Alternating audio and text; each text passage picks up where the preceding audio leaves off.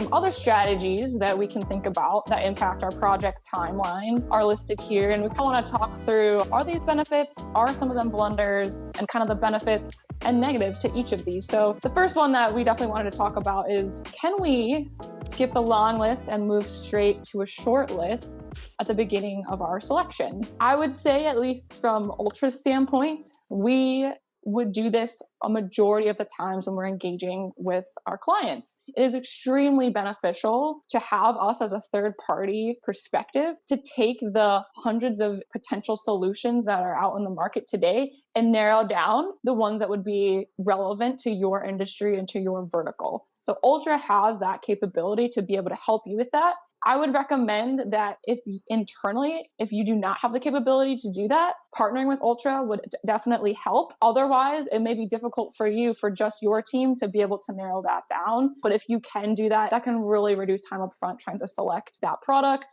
and moving straight to that short list. Any comments from the QAD's perspective on that? So absolutely. I mean, QAD, as I mentioned, we focus primarily in manufacturing industries. Yep. Right. So we are ERP only for manufacturers. We don't consider other industries.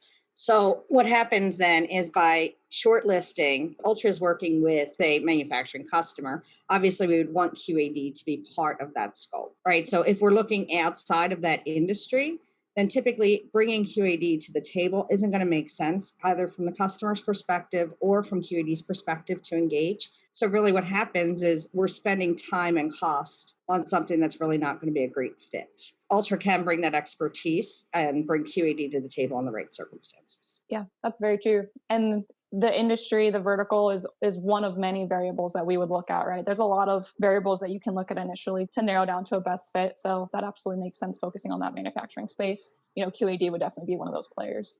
So benefit or blunder, right? Seems like if it's done properly, I would definitely consider that a benefit. Let's talk about number 2 then. Leveraging standard requirements in a list. Do you think that there's some potential benefit to that, Maureen? Well, there absolutely is, because regardless of your industry, certain things around the financials, specifically accounts payable, accounts receivable, the process is going to be similar across the board. So really what we want to do is we want to streamline what are the key functions in those areas that we need, right? So QED comes to the table, we bring our best practices forward, and we can actually tick the box right across those functional areas. There are specific areas that are going to be unique to every business and every selection. So things such as supply chain and manufacturing production. That's really where you want to really focus on what your unique business requirements are. I would echo everything that you said. Typically, when we work with customers and start developing their requirements, we always see trends where the unique requirements lie more in the supply chain and manufacturing spaces, whereas the standard, there's SOX compliance, there's financial GAAP compliances, right? So a lot of those typical API processes are already meeting kind of those standard requirements lists, whereas there's some other areas that require you to deep dive a little bit further and really get that level of understanding, such as the supply chain and manufacturing spaces. So sounds like this is maybe another one where you can definitely leverage standard requirements, and we don't have to, make a list of 1,000 requirements in all functions if that's done correctly. But you may want to deep dive and have some unique requirements in certain areas, right?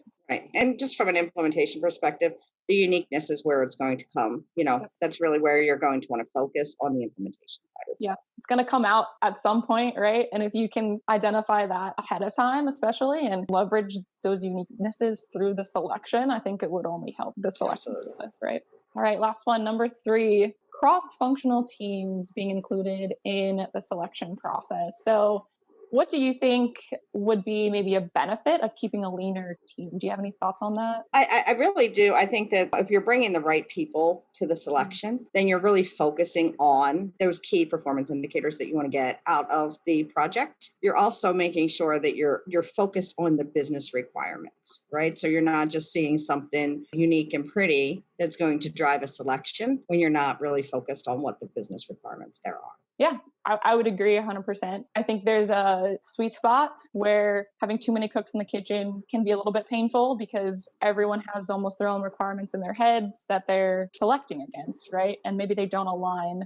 More people, the harder it is to align those with the business's goals, right? Right. They might focus on their personal requirements and not necessarily the business requirement. That's very true. I would say where you want to have that balance, though, is making sure that those areas that are those unique areas that we talked about last time, right? Those unique areas should definitely be included. And then any areas we feel are going to gain the most value out of the new ERP, right? We want them to be included because we really want to understand the upstream impacts and the downstream impacts. So that's where the cross functionality during selection really matters, so that we're really seeing in the systems how certain functionality affects upstream and downstream functions, right? We don't want it to be either solely an IT based selection. We don't want it to be solely a financial team making the decisions in the selection. It's an enterprise solution, right? There's a lot of impact upstream and downstream. So making sure we get the right people from day one is very important. It's another one that, depending on how well it's done, could be a benefit or a blunder. Yeah. And I think you want to make sure that you're not eliminating any particular business area when you're selecting that team as well. Make sure everybody has some sort of representation when you bring that team to the table. Agreed.